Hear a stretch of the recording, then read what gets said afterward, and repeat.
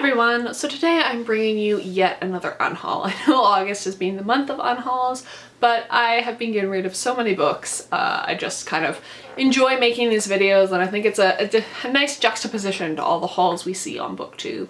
I'm down to 175 books and I'm still purging. Basically nothing is safe on my shelves until I actually move. So I'm just gonna dive into this. I've got a little selection here for you. The first thing, which is really heavy, it's really hard to lift up, is the Penguin 80 Little Black Classics. I have the entire box set and I'm getting rid of it. It's really heavy, and even though I've owned it for less than a year, I haven't touched them. Like, I've read a couple of them and I just haven't really felt the need to read them. I actually kind of accidentally bought them. And then I pre-ordered them because I got them at quite a good price for Canadian pricing, and I actually meant to cancel my pre-order, but as it happens sometimes, I had the date wrong and they ended up shipping before I canceled them. So yeah, these are okay, but I don't like the fact that a lot of them are just fragments or like portions of larger works, and I'd rather just own the larger work itself if I'm gonna read it. And I haven't touched them in ages, and they're big and they're heavy and I just don't want to move them. So those are going. Next up is one that I kind of waffled about. It was hard because I really like this book cover, but I own two of them and I don't need two copies of the same book. And that is the Tenant of Wildfell Hall by Anne Bronte. And I struggled with this because I really like the Penguin English Library editions. I think that they are typeset really well, which is really important to me, and they're just really well bound, and they're getting harder and harder to track down. But I own the vintage edition and I prefer that one, so I had to choose one and I chose the vintage edition. So I'm sad to get this one out of my library, but I still have it, and in reality it's the contents of the book that matter. Next up are a couple of Persephone books, and I've read these and I really like them, but they're just books that I don't think I'm going to reread. So the first one is Mrs. Pettigrew Lives for a Day by Winifred Watson. I really like this book, but it's light, it's fun. If you're looking for something really cheerful, if you're kind of feeling down, definitely check this book out, but it's not one that I think I'm going to turn to again.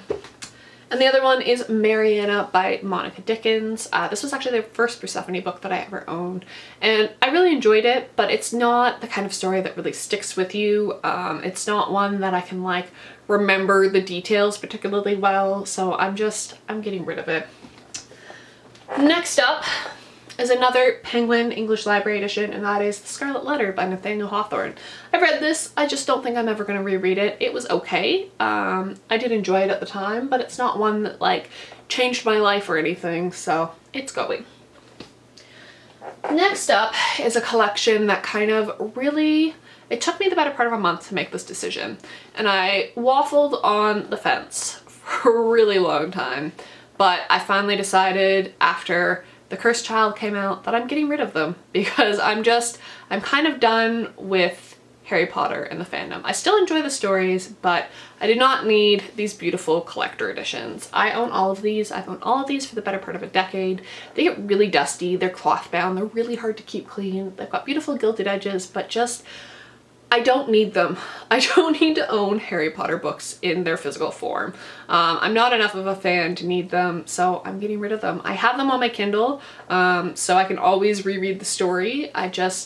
After kind of everything that's been coming out with J.K. Rowling, I'm not going to go into details, but I'm just kind of a little bit done with like Harry Potter things. I mean, I've moved on.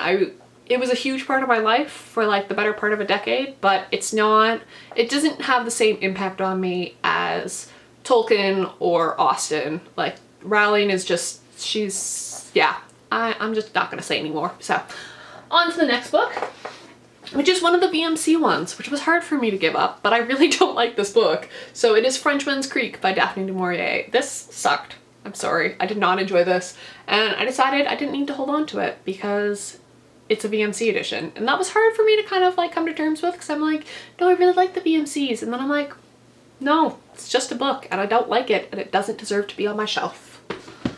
Next up is another Tolkien one. This one was kind of hard for me to give up, but it is The Children of Hurin. I have had this since it came out.